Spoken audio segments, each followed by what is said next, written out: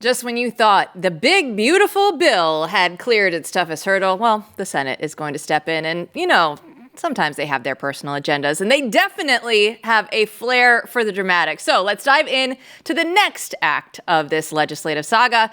And that's where a handful of senators could rewrite the script entirely. So here with more from D.C. is our Capitol Hill reporter, Rebecca Zelko. So, Rebecca, how did we even get here? How do we absolutely go through overnight votes and crazy things to get this big, beautiful bill passed in the House? Well, it was certainly, as you pointed out, a very dramatic saga that really came to a head in these last couple of weeks. As you mentioned, there was a lot of these overnight votes, these overnight markups, and the vote itself on the big, beautiful bill, once it finally finished going through all of those committees, once it was finally put together and agreed upon, wasn't until 6:50, I believe, in the morning on Thursday. And this was again after another overnight markup. And so if the schedule in and of itself wasn't crazy enough, the drama leading up to the vote certainly was. There was obviously the SALT Republicans, a lot of those Republicans who are in blue states advocating for increasing the cap in the state and local deduction tax deduction.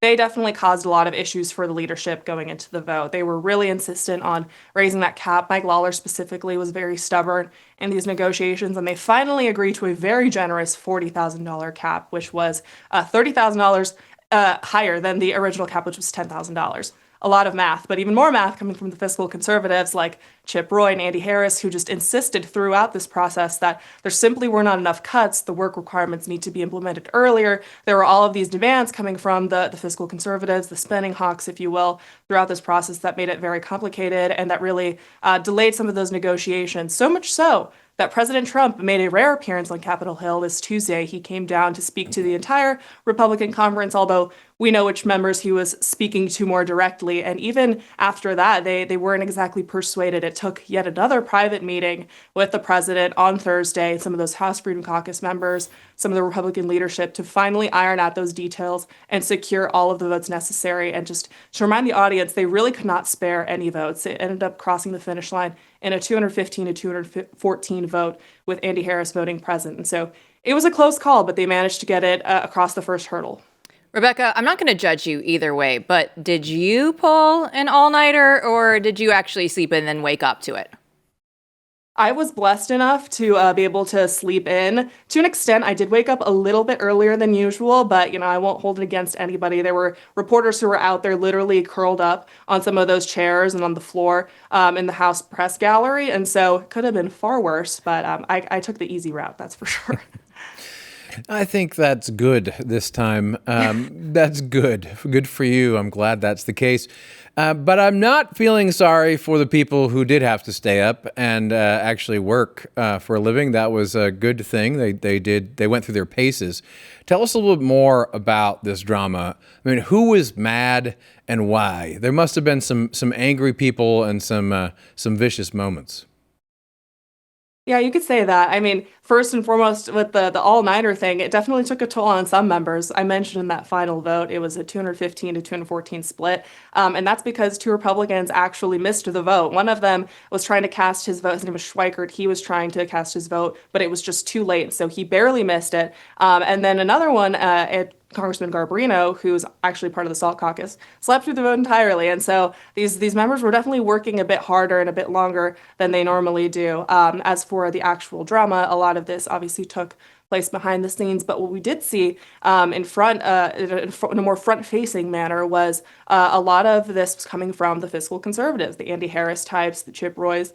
And Andy Harris, notably, he voted present. So even throughout this whole process, even though he said that they kept moving the needle, progress was made, that they were getting closer to a bill that he was more confident in voting for, he, in the end of the day, wasn't able to actually cast a vote in the affirmative. And so it's going to be interesting to see how this plays out in these next couple of weeks in the Senate and when it is inevitably returned to the House for more drama.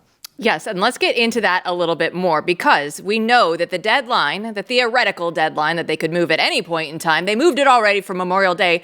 Now it is the 4th of July. We had Chris Bedford, we were talking to him, he said, yeah, the House passed it for the first time, right? Alluding to the fact that it's going to go back there, right? If the Senate makes any changes, it's going to go back to the House. So how realistic is it looking at that July 4th deadline, knowing that the Senate is going to slow things down? They have, like we were saying, right, all the personalities that you have to deal with over there. Chris Bedford often says they're like their little islands that you have to deal with, and they all think that they're special. They're all important, so they all need to get things done. So how realistic do we think this July 4th deadline is?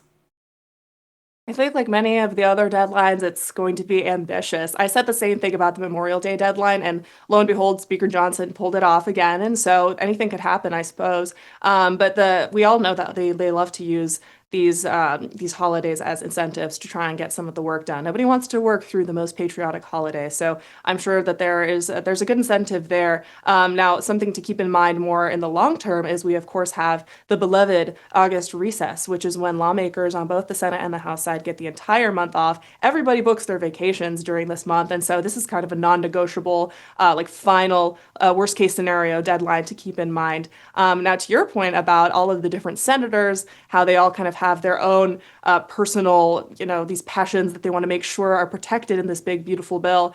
For example, Senator Hawley, he has been really outspoken against reconciliation as it came out of the House. He said that the Medicaid reform is not something that he's interested in. He doesn't want to touch it at all. And of course, this has been one of the areas of progress that has been able to convince a lot of the fiscal Republicans to actually vote for the bill. So it's going to be a very interesting tension on that issue alone. And there's many others to keep an eye on as well. And so whether or not the Senate is able to get it done before 4th of July, I think the bigger question is, will the House actually accept the bill that the Senate is able to produce? Yeah, so, we talked with Chris a little about this. I'm curious about your take. I mean, first off, this was a big win for Mike Johnson. I mean, I have to give him credit. We've been hard on him on this show at times, but this was a big win, the fact that this got out at all in the manner it did, like you said, before Memorial Day. I mean, what do you think about that?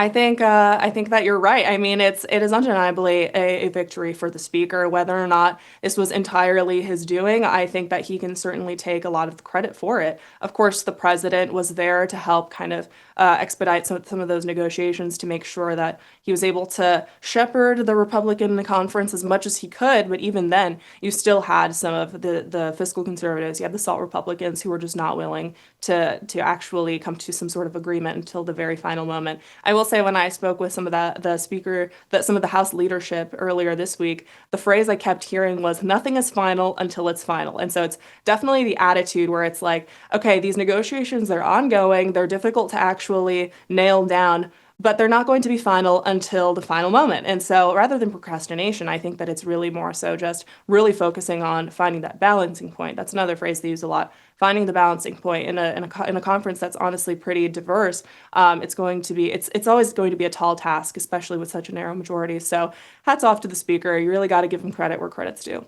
Rebecca, I wish I were out there with you for Memorial Day weekend. Have a great one, and we hope to see you back here soon on the show. Likewise, see you guys.